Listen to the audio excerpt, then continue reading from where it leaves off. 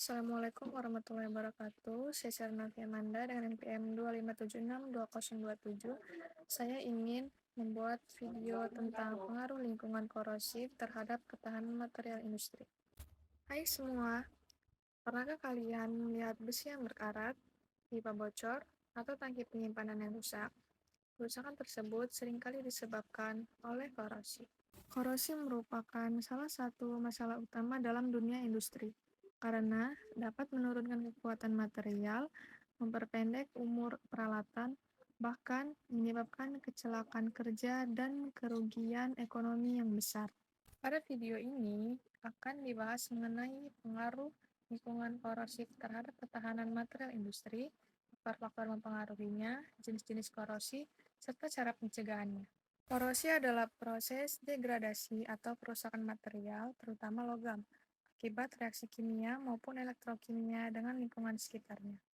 Korosi terjadi ketika logam bereaksi dengan oksigen, air, asam, garam, atau zat kimia lainnya sehingga terbentuk senyawa yang lebih stabil, seperti oksida atau karat.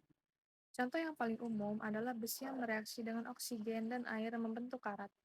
Reaksi sederhananya adalah 4Fe plus 3O2 plus 6H2O bereaksi menjadi 4FeOH3. Seiringnya waktu, korosi akan menyebabkan penurunan ketebalan material, menurunkan kekuatan mekanik, serta mengurangi umur pakai suatu peralatan. Lingkungan korosif adalah lingkungan yang dapat mempercepat terjadinya korosi pada material.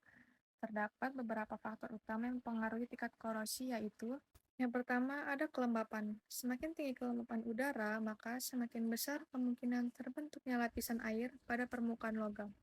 Lapisan air ini bertindak sebagai elektrolit yang mempercepat proses korosi. Sebagai contoh, besi di daerah pantai akan cepat berkarat dibandingkan di daerah yang lebih kering. Yang kedua, ada suhu.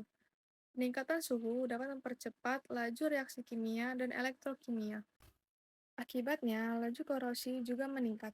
Pada industri kimia dan petrokimia, pengendalian suhu menjadi sangat penting untuk menjaga ketahanan material. Dan yang ketiga, ada pH lingkungan.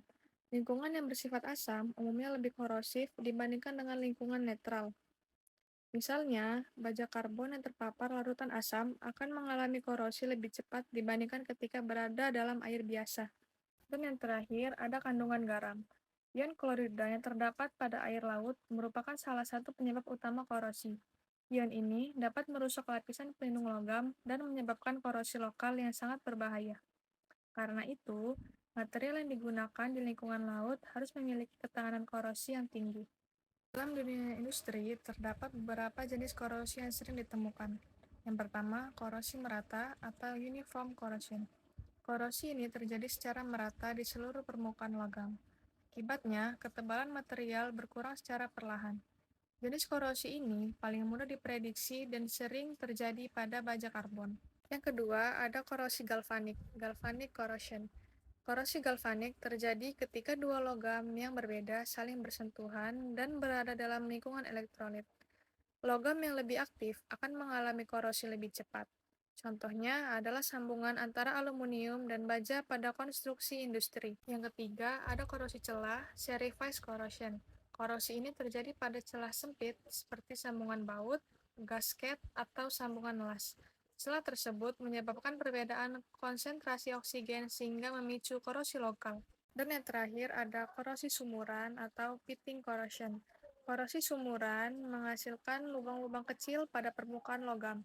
Walaupun ukurannya kecil, korosi ini sangat berbahaya karena dapat menyebabkan kebocoran atau kegagalan struktur secara tiba-tiba. Korosi jenis ini banyak terjadi pada baja tahan karat yang berbeda di lingkungan yang mengandung ion klorida. Korosi memberikan dampak yang sangat besar terhadap ketahanan material industri. Beberapa pengaruhnya antara lain, yang pertama, menurunkan kekuatan mekanik material, material menjadi lebih rapuh dan mudah mengalami keretakan. Yang kedua, mengurangi umur pakai peralatan. Tangki, pipa, dan reaktor harus diganti lebih cepat sehingga meningkatkan biaya operasional. Yang ketiga, menyebabkan kebocoran. Pada industri minyak dan gas, kebocoran akibat korosi dapat menyebabkan kerusakan lingkungan dan risiko keselamatan. Yang keempat, meningkatkan biaya pemeliharaan.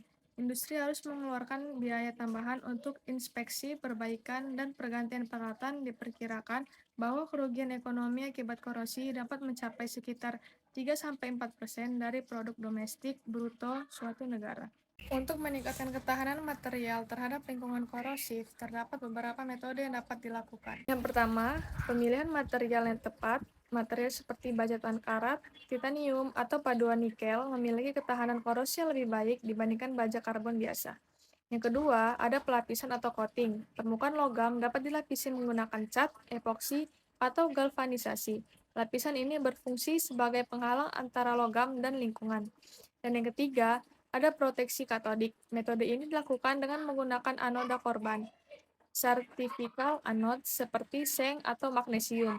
Anoda tersebut akan mengalami korosi terlebih dahulu sehingga logam utama tetap dilindungi. Metode ini dapat digunakan pada pipa bawah tanah dan kapal laut. Yang keempat, penggunaan inhibitor korosi. Inhibitor merupakan zat kimia yang ditambahkan ke dalam sistem untuk memperlambat laju korosi. Metode ini sering diterapkan pada sistem pendinginan dan industri pengolahan minyak. Dari pembahasan tersebut, dapat disimpulkan bahwa lingkungan korosif sangat mempengaruhi ketahanan material industri. Faktor seperti kelembapan, suhu, pH, dan kandungan garam dapat mempercepat terjadinya korosi. Korosi dapat menurunkan kekuatan material, memperpendek umur pakai peralatan, serta meningkatkan biaya operasional.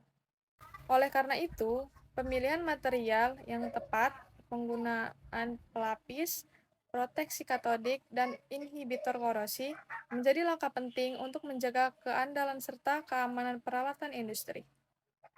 Terima kasih telah menyimak video ini, semoga bermanfaat. Assalamualaikum warahmatullahi wabarakatuh.